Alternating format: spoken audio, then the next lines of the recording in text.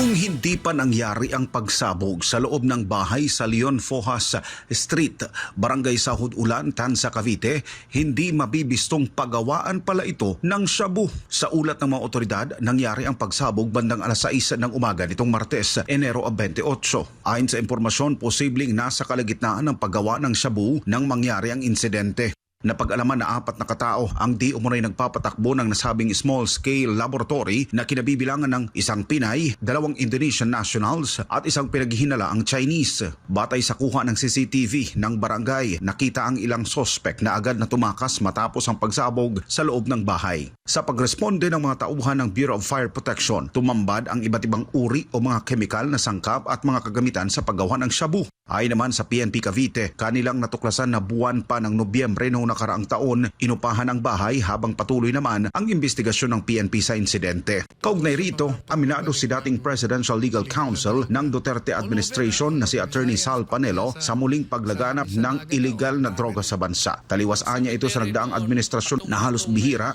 ang problema at banta ng illegal na droga sa bansa. Sa katunayan anya, marami ang nagpapadala sa kanya ng mga ulat na kalat na ang droga sa iba't ibang panig ng bansa kasama na ang mismong probinsya nito sa Albay. Totoo yan. Ang dami nagpadala sa akin mga links tungkol sa mga pagbabalik ng illegal na droga. All over all over Visayas, pati nga sa amin sa Naga daw, ang dami rin. Nagkalat. Ay, talaga naman. Samantala, nauna nang ipinagmalaki ng Marcos administration ang pagbaba di umano ng krimen sa bansa kasama na ang illegal na droga. Hindi rin daw ito bloody o madugo dahil wala silang pinapatay na kriminal kumpara noong nagdaang administrasyon, pero kapansin-pansin ang kaliwat kanang bentahan at transaksyon ng mga ipinagbabawal na gamot. Samantala, bagamat inamin noon sa pagdinig sa Senado ni dating Pangulong Rodrigo Duterte ang pagpatay sa mga drug addict at kriminal, pero punto nito bilang isang dating mayor at presidente, kargo nito ang kaayusan at katahimikan ng kanyang nasasakupan. Kaya't gagawin niya ang lahat, wag lang ito guluhin ng mga adik sa droga. Bakit ko pagbigyan important?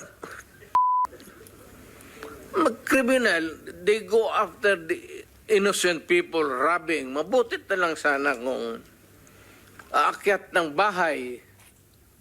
Mayor ako matagal. Aakyat ng bahay, magnakaw, re-rapin yung bata, re-rapin yung babae, tapos papatayin. Kung ikaw ang mayor, how do you deal with the problem? Ano kaya ang tingin ninyo sa... Hindi...